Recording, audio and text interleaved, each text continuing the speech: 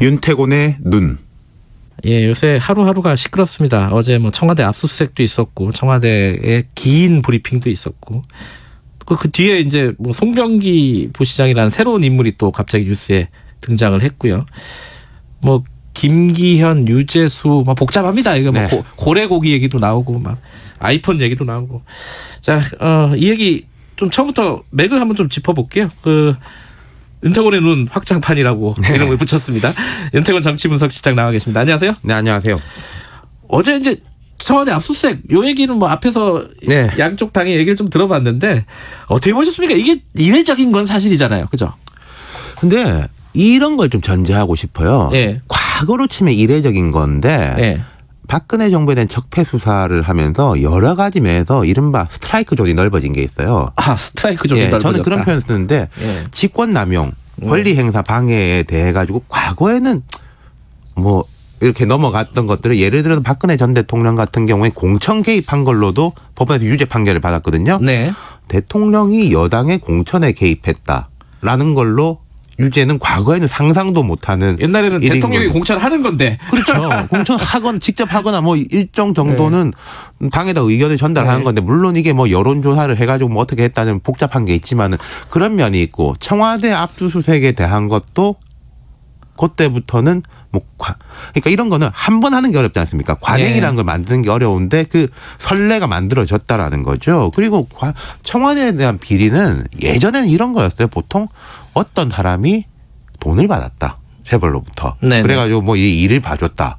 뭐 중견기업으로부터 돈을 받았다. 그건 개인 비리의 영역이잖아요. 근데 네. 지금 이게 혐의가 씌워져 있는 것은 권력을 이용해서 선거에 개입했다라는 민정수석실 쪽에 대한 거잖아요. 네. 이런 부분에 대한 수사 같은 것도 적폐 수사 과정에서부터 시작이 된 거라고 볼 수 있는 거죠. 과거 정부에서도 뭐 측근들이 돈 받고 구속되고 이런 사람은 거의 매 정권마다 항상 다 있었습니다. 네. 근데 권력적인 개입에 대한 수사 같은 것은 이제 윤석열 검찰총장이 특검에 있을 때, 그 중앙지검장을 할 때부터 이렇게 시작이 됐다는 거죠.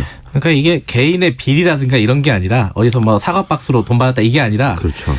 실제 일이 적절했느냐 안 했느냐를 가지고 수사를 하는 거잖아요. 그렇죠. 그게 이제 참 직권남용과 권리 행사 방해 같은 네. 거라는 거죠. 근데 지금 중반 딱 넘었잖아요. 반환 좀 돌았잖아요. 임기가. 네. 근데 따지고 보면 세 번째예요. 뭐 한 번은 반쪽짜리 이제 압수수색이었지만 네. 어쨌든 압수수색, 청와대 압수수색이 세 번째. 이거 너무 잦은 게 아니었을까라는 생각을 가진 사람도 그렇죠. 있을 것 그러니까 같아요. 횟수가 뭐 이런 식이면은 뭐 1년에 한 번씩이면 매년 한 번씩 할 거냐. 뭐 그러네요. 이렇게 이제 볼 따지고 수도 보면. 있는 것인데 앞서서 지금 이제 첫 번째가 됐을 때가 이제 김은경 전 환경부 장관의 그렇죠. 이제 환경부 블랙리스트. 환경부에 거기에 이제 공기업에 대한 인사. 그것도 제가 말씀드린 스트라이크 존 확대하고 똑같은 거예요. 예전에는 장관이 공기업 인사를 하는 게 뭐가 문제인데 예. 였는데. 예. 예.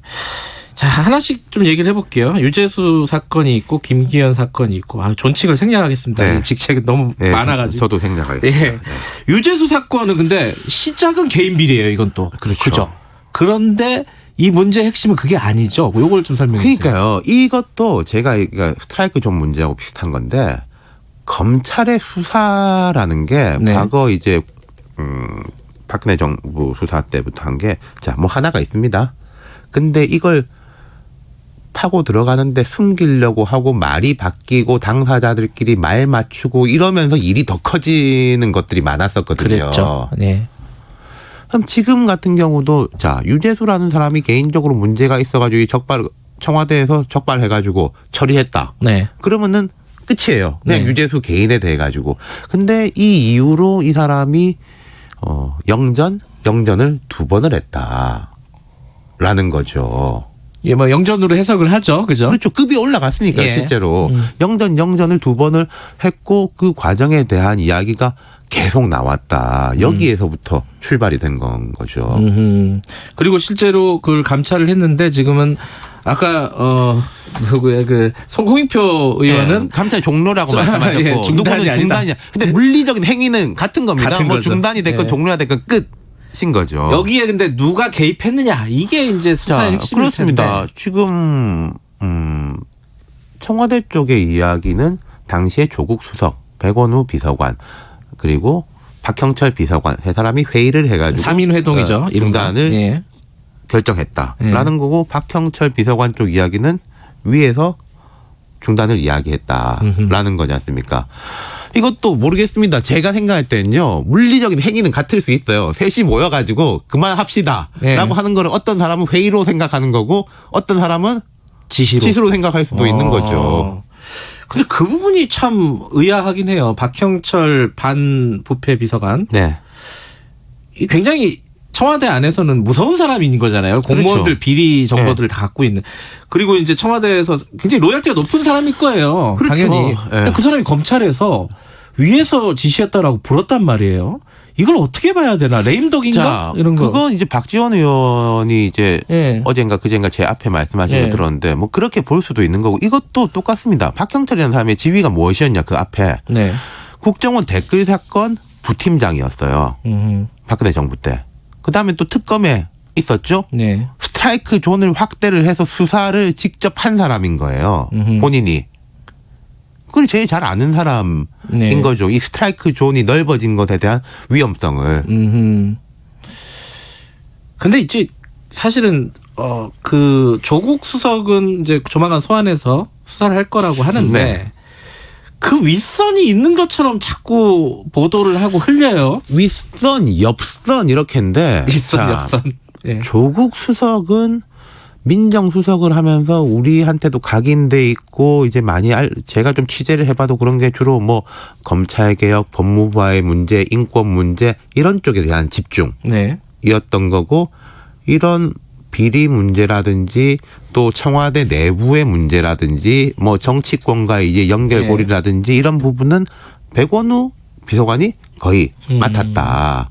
그럼 이제 백원우 비서관은 또 재선 의원 출신이잖아요. 네.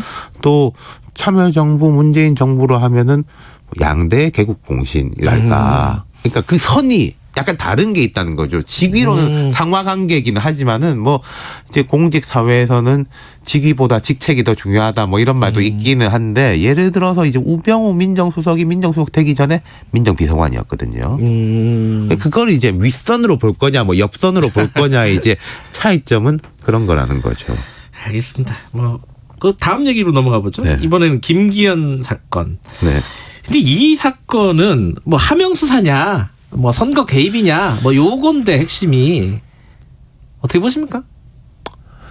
이런 것이 자 청와대에 이제 어제 브리핑도 그러고 그 앞에도 보면은 뭐 이런 월 일상 업무가 워낙 많아고 기억도 잘 안 나는 걸 뒤져가지고 이렇게 봤다라고 말하는데 이런 것을 일상 업무라고 보기는 좀 어렵지 않나 싶어요. 꼬리표가 예를 들어서 이제 뭐 제보가 왔습니다. 이제 접수를 하고 할 거 아닙니까? 네. 기계적으로. 근데 울산광역시장 선거를 앞둔데 비리 제보라고 했는데 아유 그래 이건 이제 A, B 분류해서 내려라는 식은 조금 뭐 일반적인 그 업무 처리 프로세스하고는 좀 다르다. 관심사항이다. 예컨대 뭐 이런 거 있지 않습니까? 과거에 지금 이 수사 과정에서 왜 법무부에서 뭐 이걸 미리 보고 안 하고 뭐 했냐라고 검찰에서는 업무 분장에 따르면은 사후 보고라든지 조국 수석 처음에 압수수색하고 할 때 돼 있다. 관심사안에 대해서는 이런 거는 내규가 있어요. 제가 알기로는 국회의원 뭐 광역단체장 이상 뭐 어느 뭐 몇 급 이상의 공직자에 대한 보고는 또 별도로 이제 보고를 하게 돼 있다. 정보 보고나 첩보 보고. 근데 이런 것을 뭐 백원우 비서관은 보고를 안 받았다는 이야기는 아니고 근데 기억을 못할 정도의 일상 업무에 속했다라는 거니까 글쎄요. 그건 좀 잘 모르겠네요. 조금 미심쩍은 부분이 있다. 네. 근데 이 사건은 좀 복잡해요. 유재수 사건보다. 그렇죠. 왜냐하면 연원이 검경 수사권 갈등 문제도 그 안에 포함돼 있고요. 그리고 토착 비리에 대한 얘기도 포함이 돼 있어요. 그러니까 아까 홍익표 대변인은 그 전부터 수사하던 내용이다. 하명이라고 볼 수가 없다 이게 이거예요. 김기현 이렇게 떠나가지고 선거 시즌이 되면은 온갖 투서와 뭐 그럼요. 이런 것들이 난무합니다. 언론사로도 많이 오지 않습니까? 뉴스타파에도 많이 와요. 각 당에도 많이 오고 기관에도 들어오는데 그걸 이제 그렇게 참 가르는 게 중요한 거고 또 선거 기간에 좀 조심스럽잖아요. 그렇죠. 언론기관이라든지 이런 부분도. 근데 이제 선거 기간이었다라는 것이고 그리고 아까 홍익표 의원께서는 김기현 수사를 다시 해야 된다.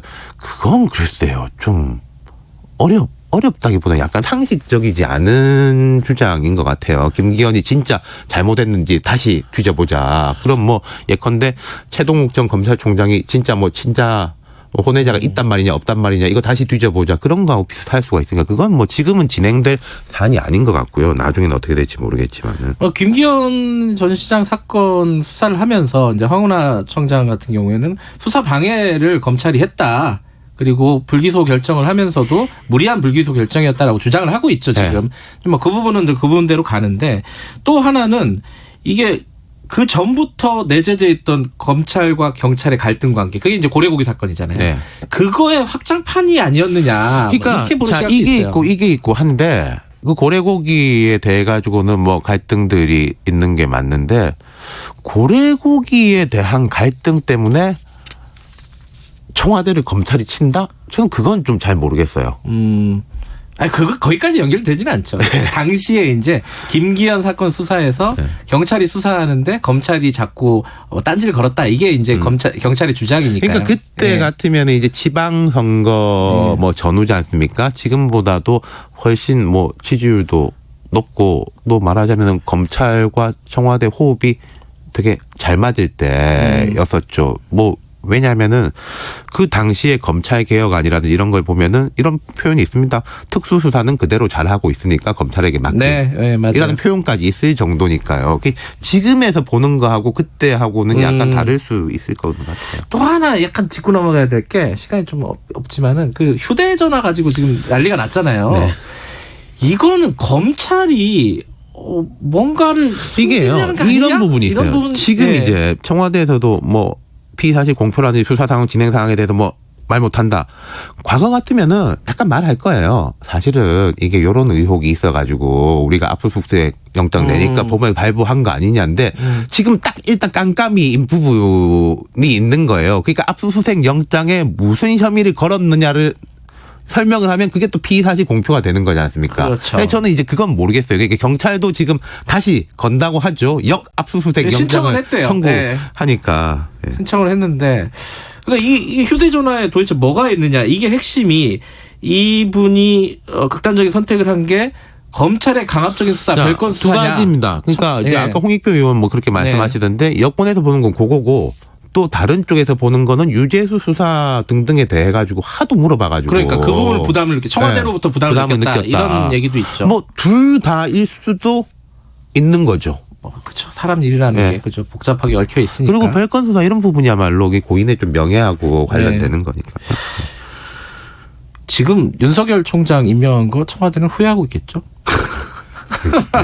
뭐 그렇지 않겠습니까? 근데 이게 아까도 다뤘지만 이게 제보자하고 접수자 문제가 좀 큰 것 같아요. 이 김기현 전 시장 건에 대해 가지고는 이 부분이 쉽게 마무리가 안 될 국면이에요 지금. 네, 이거는 연말 전국하고 별개로 더 오래 갈 상황일 것 같습니다. 알겠습니다. 오늘 여기까지 듣겠습니다. 좀 맥을 좀 짚어봤는데 더 가지가 처진 것 같기도 하고 그렇습니다.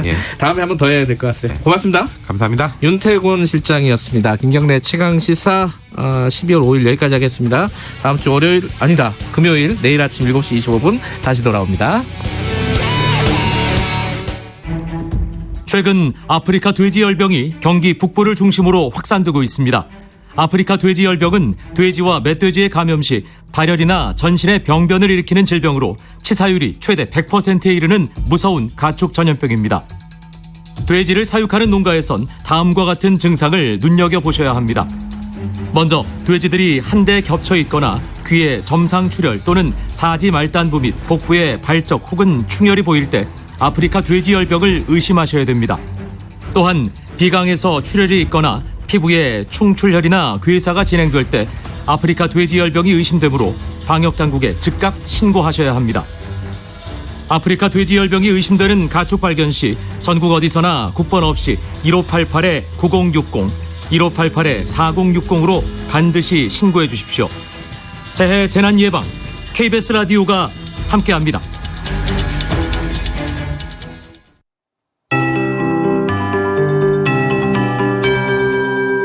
KBS 58분 날씨. 오늘 아침 바람이 더욱 차갑게 느껴지고 있습니다. 실제로 바람은 낮부터 내일 오전 사이에 서해안과 강원도 산간 지역, 제주도 지방을 중심으로 강하게 불겠고요. 그 밖의 지역도 약간 강한 바람이 불면서 체감 온도를 좀 더 끌어내릴 것으로 예상됩니다. 아침 기온이 어제보다 2도에서 4도가량 낮은 기온을 보였습니다. 서울은 어제 아침 최저 기온 영하 2도였지만 오늘 아침은 영하 4.9도까지 떨어졌고 평년 기온보다 2.9도 낮은 기온을 보이기도 했습니다.